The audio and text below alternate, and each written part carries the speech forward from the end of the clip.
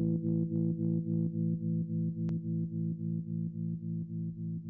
réserves naturelles sont des territoires pour conduire des études scientifiques. Tout d'abord parce que ce sont vraiment des grands espaces à ciel ouvert et sur lesquels en plus on a du personnel. L'accès à la connaissance est primordial pour deux choses: connaître pour mieux protéger, mais également connaître pour mieux renseigner et mieux sensibiliser, et donc essayer de toucher le public le plus large possible sur la nécessité de préservation des patrimoines naturels français. Aussi, je pense que la protection de la nature est l'affaire de tous.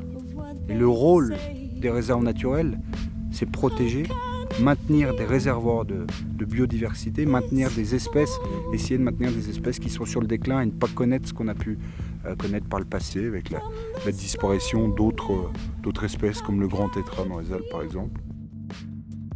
Donc les réserves naturelles sont vraiment des territoires d'études scientifiques et on se trouve ici sur un endroit où on a des populations de lagopèdes alpins, donc on a encore la chance de pouvoir l'étudier. Donc c'est à ce titre-là qu'on participe à ce programme de recherche, c'est que le lagopède alpin est une espèce sur le déclin. Donc là, avec le récepteur et l'antenne, ça nous permet de pointer un oiseau à distance et donc de le localiser grossièrement sur le versant en face. Les réserves naturelles en France, ça représente à peine 2% du territoire français.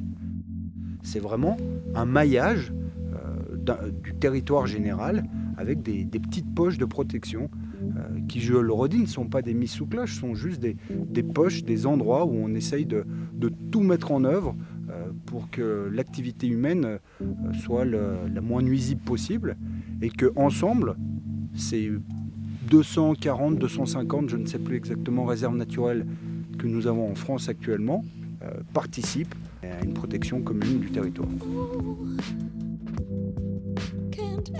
Donc là, on est au cœur de la forêt des Contamines pour un inventaire essayer de trouver une petite chouette de montagne qu'on appelle la chouette chevêchette. Donc pour la trouver, vu que c'est une espèce qui est relativement discrète, on se base sur la détection grâce au chant.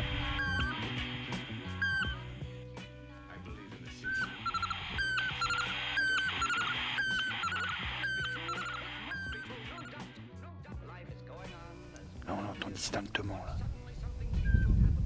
Donc on a un individu qui répond là.